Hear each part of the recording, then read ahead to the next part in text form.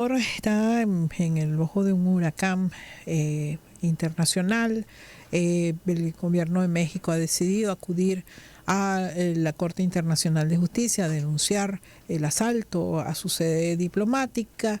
Hay un anuncio del Parlasur que podría solicitar la exclusión o por lo menos la suspensión de Ecuador en calidad de Estado asociado del Mercosur, y también la CELAC ha anunciado una cumbre para abordar la crisis entre México y Venezuela. Esta cumbre de la CELAC, que se celebraría de manera virtual, se realizará este próximo viernes 12 de abril.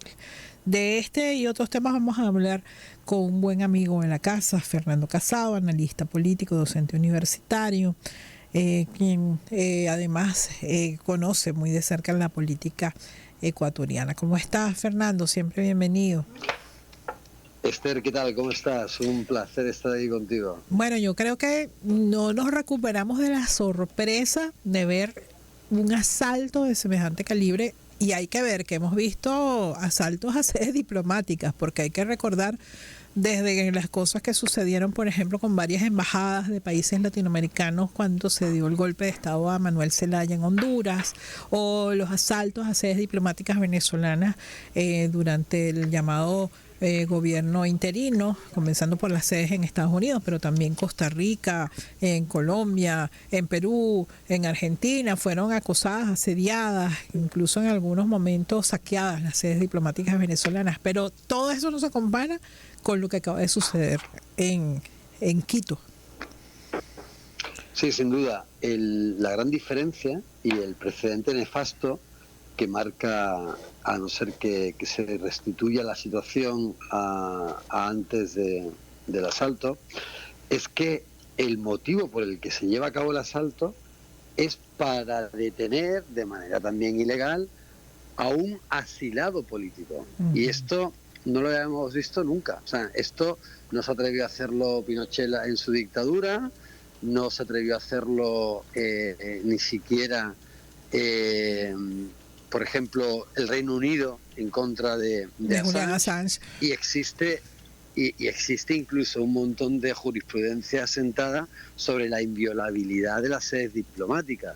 Lo podemos ver, por ejemplo, desde finales de los años 40, en el caso que resolvió la Corte Internacional de Justicia, Haya de la Torre, entre Colombia y Perú, donde Haya de la Torre, que era del APRA en aquel momento, pues acusado de estar promoviendo una revuelta en Perú, se refugia en la Embajada de Colombia, y por muchas ganas que tuvo después los golpistas militares en Perú, nunca se atrevieron a entrar en la Embajada. Y además, la propia Corte Internacional de Justicia reiteró que no tenía por qué entregar a Haya de la Torre Colombia a Perú.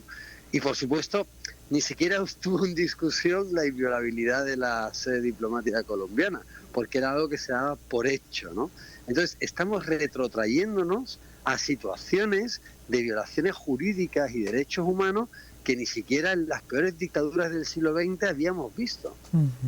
Ahora, hay dos elementos que me gustaría tu comentario. Uno, el abierto desprecio que ha mostrado el gobierno de Daniel Noboa por la institucionalidad internacional. Vimos parte de una entrevista que le hicieron a la canciller ecuatoriana y la verdad es que nos dejó sorprendido, porque ella admite que no solamente el presidente Daniel Noboa fue el que dio la orden para esta operación, sino que ellos asesoraron al presidente para que hiciera esa acción.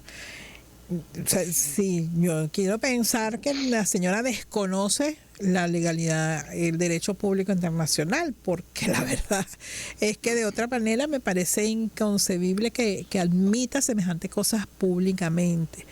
Pero por otra parte, quisiera tu comentario también, porque sé que conoces el caso de Jorge Glass y de la persecución de la que ha sido víctima, y que nos comentaras si tienes algún dato, alguna información de cuál es su estado actual. Entendemos que ha estado enfrentando problemas de salud. Algunos medios de comunicación especulan con la posibilidad de que él haya intentado atentar contra su vida o esté iniciando una huelga de hambre para presionar a que se solucione su situación. Quisiera que tú nos comentaras qué sabes. Bueno, no se sabe mucho, ¿no? Pero ha habido imágenes en las que se le ha visto golpeado y ha habido imágenes del traslado desde en un aeropuerto porque además está internado en La Roca. La Roca, como el nombre indica, se supone que es una prisión de altísima seguridad, en donde las condiciones pues son bastante rigurosas y donde está internado junto a los criminales de mayor peligrosidad del Ecuador. Pero bueno, ha habido imágenes en las que se le ha visto, parece ser golpeado y con dificultades al caminar, ¿no? Entonces también se teme, o bien que se haya, porque claro, hay un gran hermetismo por parte del gobierno en torno a la situación de Jorge Glass y en torno a todo este caso, ¿no? A todo este desastre en el que ha incurrido el Ecuador. Y bueno, pues se teme que si ya tenía pues ciertos problemas de enfermedades crónicas Jorge Glass, pues de que la manera violenta en la que es sustraído de la Embajada de México. Él ya dijo que no volvía a la cárcel, que antes iría con las piernas por delante. Me lo dijo, de hecho, en una entrevista que le hice por un trabajo de investigación académica. Pues lo que podría haber es una situación de que se haya resistido y de que le hayan maltratado, ¿no? También eso es una posibilidad. En cualquier caso, nada ha trascendido a los medios de comunicación porque se han encargado de no airear ningún tipo de información en este sentido, ¿no? Y yo creo que aquí lo que en el fondo está ocurriendo es, como aparecía en un artículo curiosamente, del diario El País, ¿no? Que tan conservadoras posiciones tiene hacia los gobiernos progresistas, pero que en una tribuna se establecía, bueno, este es el problema cuando un mi rey, ¿no? Es decir, un niño mimado acostumbrado a tenerlo todo, que nació en Miami, que se formó en Estados Unidos, que está acostumbrado a tenerlo todo porque es el hijo de la persona más rica del Ecuador, pues cuando un mi rey se convierte en presidente, esto es lo que pasa, ¿no? Que de repente yo quiero agarrar a Jorge Glass y yo no creo que la Cancillería haya hecho mucho, porque esto, desde cualquier interpretación, por pobre que sea desde el derecho internacional público, pues es obviamente una aberración jurídica, ¿no? Pero creo que es más bien el empecinamiento de un niño bobo. Ahora, ¿crees que esta situación pues afecte realmente al gobierno de Daniel Noboa? Porque parece que se hubieran puesto una capa impermeable frente a la lluvia de críticas, de rechazo de todos los gobiernos del continente. Han dicho algo respecto a esta grave situación. Bueno, porque cuando veas las barbas de tu vecino arder, pon las tuyas en remojo, ¿no? Sí, yo creo que el enfoque en todo momento se ha hecho sobre la aberración jurídica, ¿no? Sobre el nefasto precedente, sobre lo que significa esto desde el derecho internacional. Y está bien que se haga, ¿no? Porque desde una perspectiva externa este es el problema, efectivamente. A partir de ahora, si el caso queda impune, ¿qué ocurre? Que cualquier delegación diplomática, cuando nos interese, puede ser violada, que de hecho ese es uno de los motivos por los que se origina el derecho internacional público, ¿no? El tema de la protección de los diplomáticos, que ya se inició en el siglo XVII. Pero entonces lo que nos estamos olvidando es de ver el evento en clave nacional, porque al final lo que está buscando, Noboa está en campaña. Noboa está en campaña porque el 21 de este mes, el 21 de abril, hay una consulta popular que él ha promovido y que sería una especie de, o bien de tercera vuelta de las elecciones pasadas, o bien de primera vuelta de las elecciones por venir. Y la primera vuelta real de las elecciones en Ecuador son en febrero del 2025. Entonces, ¿qué ha ocurrido? ¿Por qué hace esta locura el señor Noboa? Si lo miramos en clave nacional, Aquí lo que ocurre es lo siguiente: Daniel Noboa en las elecciones pasadas se disfraza de socialdemócrata, ¿no? Tengamos en cuenta que en la primera vuelta de las elecciones pasadas se discutieron dos cosas. O sea, primero, quiénes iban a ser los candidatos que iban a pasar a la segunda vuelta, que finalmente fue él. Y otro tema que fue bastante importante es el referéndum sobre el Yasuní, ¿no? El Yasuní es una zona selvática con bosques primarios donde hay ciertos yacimientos petroleros y donde la población ecuatoriana decidió de manera abrumadora que ese petróleo quedara bajo la tierra. ¿Qué ocurre? El candidato probablemente que en primera vuelta fue más claro en cuanto a la preservación de las reservas petroleras del Yasuní fue Daniel Noboa. Entonces, claro, eso le dio una gran popularidad para pasar a segunda vuelta, es decir, agarró la unique selling proposition que llamamos en marketing político, ¿no? Logró establecer un segmento hacia el cual era el único que proponía algo, y eso pues les fue muy rentable. En segunda vuelta, obviamente, agarra votos de todos lados, ¿no? Y sobre todo también de la ultraderecha fascista que tiene este país, que desgraciadamente es bastante. ¿Qué ocurre? Que entonces, tras la llegada al poder, él no ha dado cumplimiento a ninguna de sus promesas. Del Yasuní se olvidó inmediatamente, además lo he dicho expresamente. A la gente, cuando dijo que no le iba a subir impuestos, le subió el IVA. Y otra serie de medidas que de alguna manera han hecho que su careta socialdemócrata se caiga y que por lo tanto, yo de lo que estoy seguro es que se han hecho sondeos, porque tiene consultores caros, ¿no? Pues por eso tiene plata. Y estos consultores le han dicho: mira, chicos, tú por la izquierda no vas a agarrar nada, ¿eh? Los correístas, si soñaste en algún momento que podrías arrancarles votos de cara a las próximas elecciones, porque en principio las medidas que habías hecho de poner a los militares a la calle podrían haber sido efectivas, no, porque hace apenas 10 días asesinaron vilmente a la alcaldesa más joven del Ecuador de la Revolución Ciudadana, porque han asesinado también a otros políticos, concejales y distintas personas. Se han producido masacres en el país pese a la cacareada estado de excepción. Y obviamente las medidas regresivas de elevar el IVA o las medidas en contra de los ambientalistas, como decidir explotar el Yasuní, pues le impiden ese crecimiento por la izquierda. Pero después de la muerte de Villavicencio, o sea, del asesinato en la primera vuelta de Villavicencio, y después de las elecciones, hubo un cierto, digamos, falta de liderazgo de esa ultraderecha, que por cierto es, después de la Revolución Ciudadana, el segundo grupo parlamentario más importante actualmente en el poder legislativo.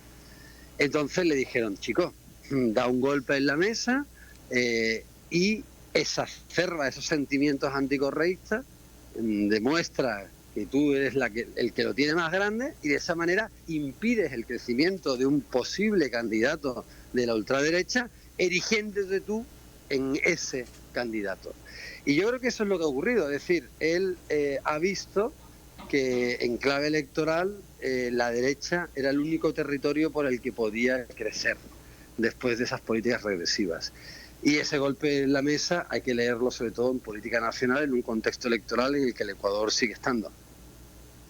Oye, de verdad que me impresiona tu análisis, porque bueno, tienes unos elementos que que de repente desde afuera es muy difícil mirar, ¿no? Ahora, todo esto en un contexto además de una violencia desatada. Tú acabas de comentar algunos de los hechos más graves, pero no son, eso es una cotidianidad, lamentablemente. De verdad que nosotros lamentamos mucho que Ecuador esté viviendo esta situación de zozobra, porque entiendo que sigue habiendo no solamente violencia en las cárceles, sino en las calles, en las principales ciudades ecuatorianas, y que eso está marcando mucho la vida cotidiana. Sí, sin duda. Desgraciadamente, y aunque también pareciera que los medios han puesto en segundo plano a la crónica roja, mientras que siempre la crónica roja suele ser la noticia principal porque es la que más vende, pero están haciendo un esfuerzo por ocultar hasta cierto punto la situación de violencia del país. Pero sí, las masacres desgraciadamente se siguen produciendo. Aún peor, la violencia política, y no pareciera que ha cambiado mucho la situación, ¿no? Habrá que ver cómo maquilla o manipula incluso el gobierno las cifras, pero por ahora, aunque pareciera que hubo una sensación de una mayor seguridad, lo cierto es que se ha vuelto a la misma situación cuando todavía está vigente el estado de excepción, ¿no? El decreto 111 por el cual pues se declara Ecuador en un conflicto interno, y que es el motivo por el que salen los militares a la calle, que en un primer momento pues al menos dan una sensación de seguridad a la población. Ahora no parece que haya sido una medida efectiva, es decir, pareciera que a largo plazo, mientras que hubo por parte de las bandas criminales pues un repliegue inicial, pues parece que han vuelto, ¿no? Hay estimaciones de personas como el académico de Flaxo, Fernando Carrión, que establece que las bandas criminales tendrían en activo 50.000 efectivos, ¿no? Entonces, claro, es un ejército que después hay que mantener, entonces tú puedes replegarlo durante un tiempo, pero al igual que los ejércitos, se necesitan, pues eso, mantenerlo, y por lo tanto pues necesitas, para poder mantenerlo, el financiamiento necesario, y por lo tanto pareciera que han vuelto a sus actividades después de un parón inicial. Oye, bueno, un panorama complejo. En el plano internacional creo que vienen otras medidas contra el gobierno de Daniel Noboa. Creo que no está nada bien parado. O sea, hablábamos al inicio de la solicitud que se espera hacer en una sesión del Parlasur para que se suspenda a Ecuador de Mercosur como Estado asociado, pero también la CELAC tiene una cumbre el próximo viernes para analizar este caso. ¿Crees que el gobierno de Noboa acudirá o seguirá haciéndose los locos? Porque hasta ahora no han, digamos, abierto la boca para hacer algún comentario sobre el profundo rechazo que ha producido en todo el continente esta acción del viernes pasado. Pues veremos a ver qué pasa, pero fíjate que ahora nos toca a nosotros enfrentarnos a nuestros propios demonios. ¿A qué me refiero? La CELAC se va a reunir. Bueno, hemos visto que recientemente también la CELAC hizo importantes esfuerzos por resolver la crisis bilateral entre Guyana y Venezuela, por la Guyana Esequibo, por generar algún tipo de acuerdo o encuentro, pero obviamente no vamos a tomar en consideración a la OEA. Pero ¿dónde está UNASUR? Sería un lugar bastante importante también, un foro importante de debate. Desmantelada. La OEA, cooptada por Almagro y sus secuaces. El ALBA, inexistente. La CELAC, no existe.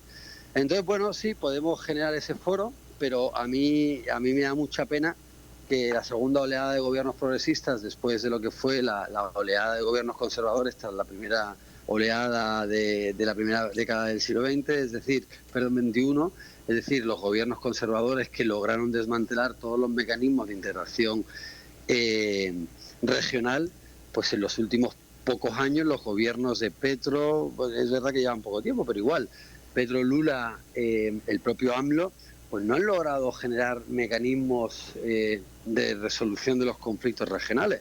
Y ahora, bueno, pues sí, vayamos a la CELAC, pero igual, no hay una... Si hubiéramos mantenido la UNASUR o hubiéramos revivido la UNASUR, podríamos haber hablado de otras cosas, porque claro, la UNASUR sí era un organismo internacional, con una carta de fundación y tratados internacionales. En cambio, la CELAC pues es un foro político, ¿no? Y bueno, pues sí, seguramente está muy bien y probablemente sirva, ¿no? Pero las medidas que a nivel regional se podrían haber tomado en contra de Ecuador, o la previsión por parte de Ecuador de medidas de sanción de un organismo regional fuerte, podrían haber disuadido a Daniel Noboa de haber tomado esa catastrófica decisión. Pero como fue desmantelada la integración latinoamericana, pues obviamente encontró un terreno propicio para llevar a cabo esa violación del derecho internacional, ¿no? Sobre todo cuando el tutelaje de las relaciones regionales a nivel jurídico, donde están es en la OEA, y quien se encarga de establecer un sistema interamericano de derechos humanos es la Comisión Interamericana con sede en Washington. Entonces, claro, es una pena que ahora pues nos encontremos tan huérfanos para poder solucionar los conflictos regionales. Es una realidad, pero esperemos que eso comience a cambiar. Siempre es un gusto conversar contigo, tenerte en nuestro espacio y compartir tus análisis, Fernando. Un abrazo desde Caracas. Espero que pronto podamos tomarnos un café, sea en Quito o sea en Caracas. Me encantaría, Esther, será un placer. Un abrazo muy fuerte. Era Fernando Casado, abogado, analista político y docente universitario, con quien hemos compartido un análisis de esta grave situación en la que está Ecuador. Y más que este análisis, yo creo que la reflexión bien interesante que hace sobre el estado de los organismos de integración latinoamericana. Vamos a hacer una pausa, volvemos en minutos.